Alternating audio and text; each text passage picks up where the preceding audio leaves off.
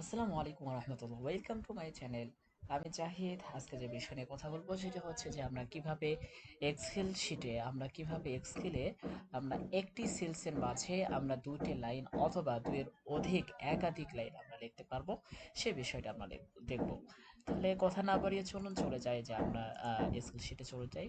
আমি যেহেতু আমরা মানে ডাটা এন্ট্রি এবং লিড জেনারেশনের যে কাজগুলো করে থাকি সেগুলো যেহেতু আমরা মানে গুগল স্প্রেডশিটে করে থাকি, সেই জন্য আমি সেখানে চলে যাচ্ছি।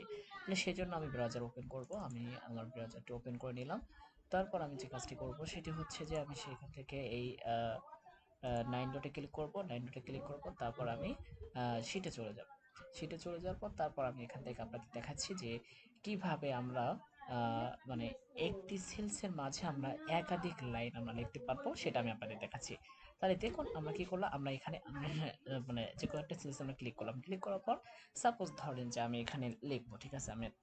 আমি একটা লেখা লিখছি, বিজনেস, ঠিক আছে। আমি এই যে লেখাটা লিখলাম, বা আমি এখানে লিখলাম যে আহ, এখানে আমি লিখলাম যে বাংলাদেশ ইজ এ স্মল, আমি এতটুকু লিখলাম, ঠিক আছে। এখন কথা হচ্ছে যে অনেক সময় দেখা যাচ্ছে আমরা লেখার পরে আমরা যদিও এটা অনেক বড় করতে পারবো, কোনো সমস্যা নেই, কিন্তু আমাদের কথা হচ্ছে যে আমরা যে এই যে লিখলাম যে বাংলাদেশ ইজ স্মল। এখন কথা হচ্ছে যে অনেক সময় দেখা যায় যে আমরা যে লেখাটা লিখবো, লেখার পর পরবর্তী যে মানে লাইন সেটাতে আমরা যেতে চাই, ঠিক আছে। এখন আমরা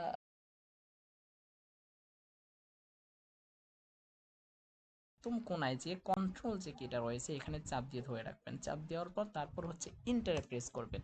যখন কন্ট্রোল এবং ইন্টার একসাথে প্রেস করবেন তখন হচ্ছে আপনি পরবর্তী লাইনে চলে যাবেন। তারপর আপনি এখানে লিখতে পারেন, ঠিক আছে। তারপর আপনি এখানে লিখতে পারবেন কান্ট্রি। তাহলে দেখুন আমরা কিন্তু খুব সহজেই দেখতে পারলাম যে আমরা এইভাবে, ঠিক আপনার যতগুলো আপনার লাইন নেওয়ার প্রয়োজন হয় আপনি এখান থেকে নিতে পারবেন।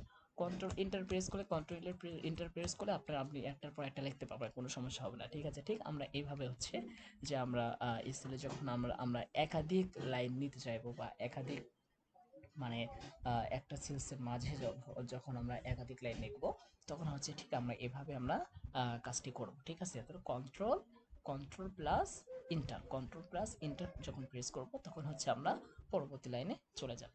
তাহলে আজকের ভিডিওটি এই পর্যন্তই। সবাই ভালো থাকবেন। আসসালামু আলাইকুম।